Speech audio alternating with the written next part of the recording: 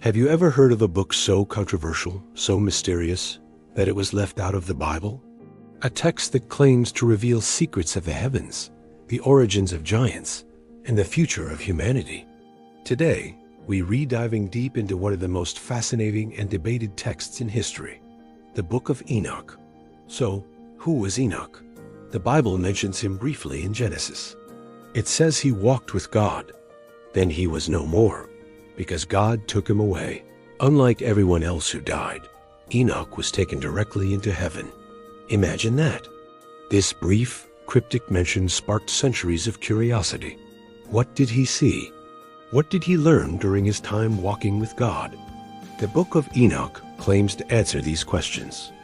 This ancient work is not a single book, but a collection of 5 distinct sections. It's attributed to Enoch, the great-grandfather of Noah. For centuries, it was considered lost to the Western world, known only through references in other ancient texts.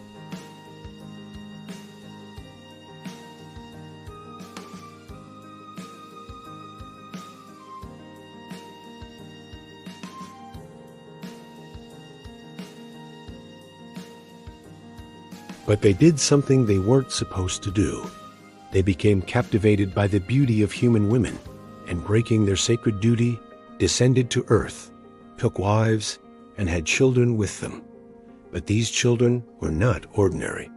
They were giants, known as the Nephilim. The book describes them as enormous beings with a voracious appetite. They consumed all of the world's resources, and when that wasn't enough, they began to devour animals, and eventually even humans themselves. The world descended into chaos, filled with violence and corruption. It was a nightmare scenario. But the fallen angels didn't just create chaos through their giant offspring. They also taught humanity forbidden knowledge. Things like sorcery, how to make weapons of war, the art of cosmetics, and astrology. According to the book, these teachings were the source of the widespread sin and corruption that plagued the earth. The world was in such a terrible state that humanity's cries for help reached the heavens. In response, God sends the archangels, Michael, Uriel, Raphael, and Gabriel, to intervene. They are tasked with imprisoning the fallen watchers in the depths of the earth, in a place of total darkness, where they will remain until the final judgment.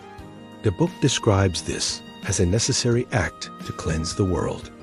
And what about the giants, the Nephilim? They were destined to wander the earth as disembodied evil spirits, causing trouble and leading people astray until the end of time. This story of fallen angels and giants provides a different kind of explanation for the Great Flood. In this version, the flood isn't just a punishment for human sin, but a way to wipe the slate clean, to wash away the corruption brought by the Watchers and their monstrous children. God instructs the angel Uriel to warn Noah, Enoch's great-grandson, to build an ark to save himself, his family, and the animals, ensuring that life can begin anew after the world is cleansed. After the Book of the Watchers, we have the Book of Parables. This part is incredibly significant because it introduces a figure called the Son of Man. This divine, pre-existent figure sits on a throne of glory in heaven and is given authority to judge the world. He is described as the elect one and the righteous one who will bring justice, overthrow kings and the powerful, and be a light to the nations. Many scholars see striking similarities between this description and the titles used for Jesus in the New Testament. In fact, some passages are so similar that it has led to endless debate about whether the writers of the New Testament were influenced by the Book of Enoch. Next are the astronomical sections, often called the Book of the Heavenly Luminaries. This is a very different part of the text. It's essentially a detailed astronomical and calendrical guide. Enoch is taken on a tour of the heavens and shown the laws that govern the sun, moon, and stars. He learns about a 364-day solar calendar, which is different from the lunar calendars used by many ancient cultures at the time. This section is fascinating because it shows a deep interest in cosmic order and the belief that the universe operates on a divine, predictable schedule set by God. It's a glimpse into the scientific and religious mindset of the time, where astronomy and theology were deeply intertwined. Then we come to the Book of Dream Visions. This part recounts two visions that Enoch had. The first vision is a summary of the history of the world, from creation all the way to the final judgment, told through animal symbolism. For example, humans are represented as sheep, and their leaders and enemies are represented by various other animals and beasts of prey. It's a symbolic retelling of Israel's history, depicting its struggles and triumphs, its periods of faithfulness, and its falls into sin. The second vision is more focused, depicting the judgment of the fallen angels and the salvation of the righteous. Finally, we have the Epistle of Enoch. This is the concluding section, which contains words of wisdom and warnings. It contrasts the fate of the righteous with the fate of the wicked.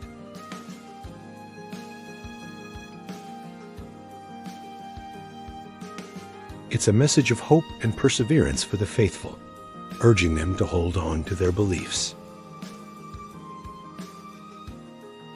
By the 4th century AD, when the Christian biblical canon was being finalized, the Book of Enoch was viewed with suspicion by many church leaders.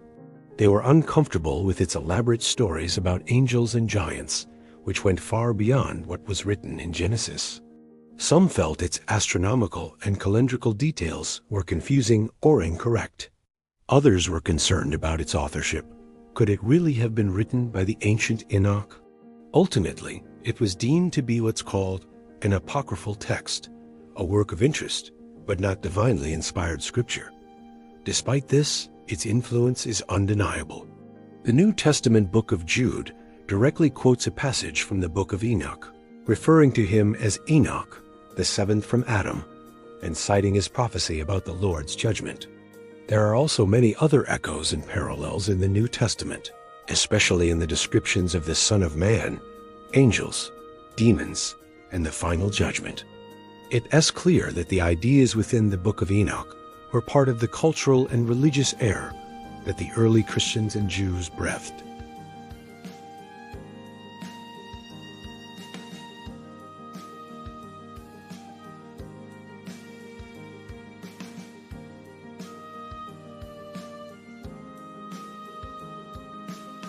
It reminds us that the world of the Bible was much richer and more diverse than we sometimes think.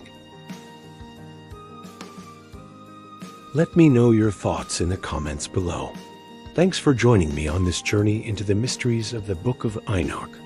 If you enjoyed this deep dive, don't forget to like this video, subscribe to the channel, and hit that notification bell so you won't miss our next exploration into the fascinating corners of history and faith.